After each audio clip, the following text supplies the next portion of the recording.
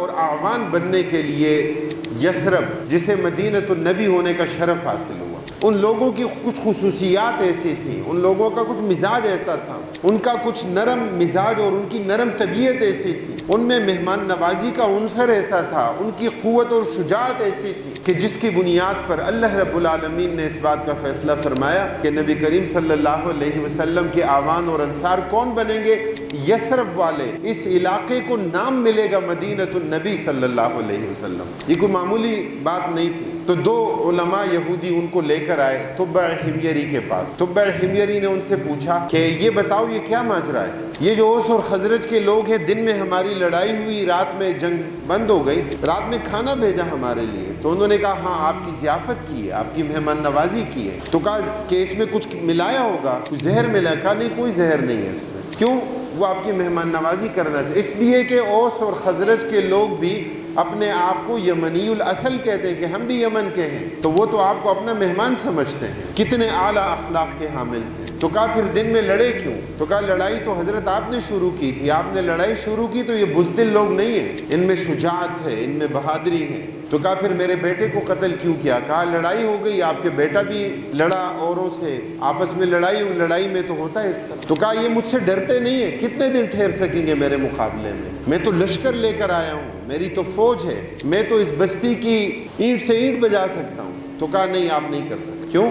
کہا ہماری کتابوں میں لکھا ہے آخری پیغمبر آئے گا تو وہ اس سرزمین میں آئے گا، اس بستی کے لوگ اس کے اعوان و انصار بنے، یہ بستی مٹ نہیں سکتی۔ یہ وہ علامات کہ جو نبی اکرم صلی اللہ علیہ وسلم کی آمد مبارکہ اور آپ کی بعثت مبارکہ سے پہلے ظاہر ہوں گے۔ اس لیے حضرات گرامی، محبت کا، عقیدت کا، آپ صلی اللہ علیہ وسلم کے ساتھ ایک جذباتی وابستگی کا جو بھی اظہار ہے وہ اپنی جگہ مستحسن ہے، وہ اپنی جگہ ٹھیک ہے، جو جس انداز میں محبت کا اظہار کر رہا ہے، لیکن اس کے ساتھ ساتھ ہمیں اس بات کا جائزہ لینے کی ضرورت ہے کہ محبت اگر حقیقی محبت ہو تو اس کا تقاضا کیا ہے، حقیقی محبت کا تقاضا کیا ہے۔ اللہ کے رسول صلی اللہ علیہ وسلم نے خود اپنی محبت کے بارے میں کیا فرمایا ہے؟ آپ صلی اللہ علیہ وسلم نے فرمایا ہے کہ مجھ سے محبت کرتے ہو تو فرمایا کہ پھر مصائب تمہاری طرف آئیں گے۔ جس طرح سیلاب کا پانی نشیبی جگہ کی طرف جتنی تیزی کے ساتھ بڑھتا ہے، فرمایا اسی طرح مصائب، ابتلاعات اور تکالیف تمہاری طرف آئیں گی، اس لیے کہ اشد الناس بلاء الانبیاء، سب سے زیادہ آزمائشیں کس کے لیے آتی ہیں؟ انبیاء کرام علیہ السلام کے لیے۔ اور پھر جو اللہ کے جتنا زیادہ قریب ہوتا ہے، نبی کی نصرت اور چاہت جتنی زیادہ ہوتی ہے تو اس کی طرف آزمائشیں آتی ہیں، ابتلاعات آتی ہیں۔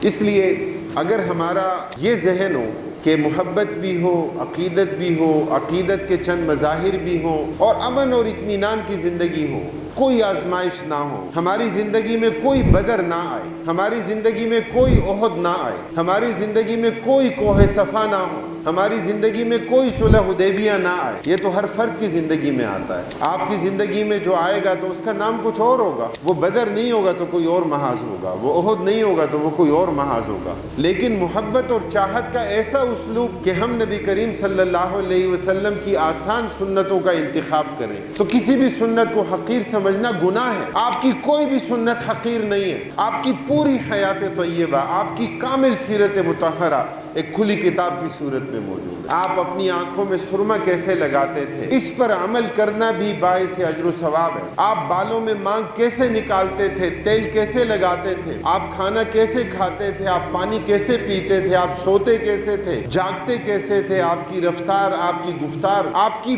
پوری زندگی کامل حیات طیبہ ایک کھلی کتاب کی صورت میں موجود ہے۔ لیکن کیا میرے اور آپ کے پاس پک اینڈ چوز کا اختیار ہے؟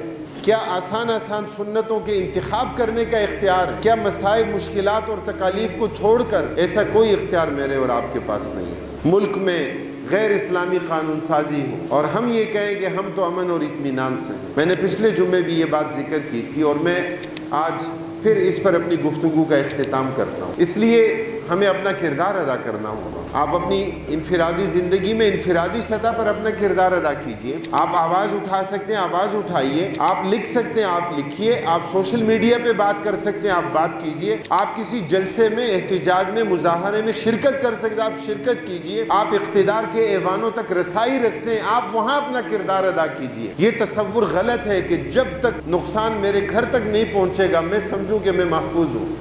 ایسا کبھی نہیں ہوگا۔ اللہ رب العالمین ہمیں سمجھنے اور عمل کرنے کی توفیق نصیب فرمائے۔ وآخر دعوانا ان الحمد للہ رب العالمین۔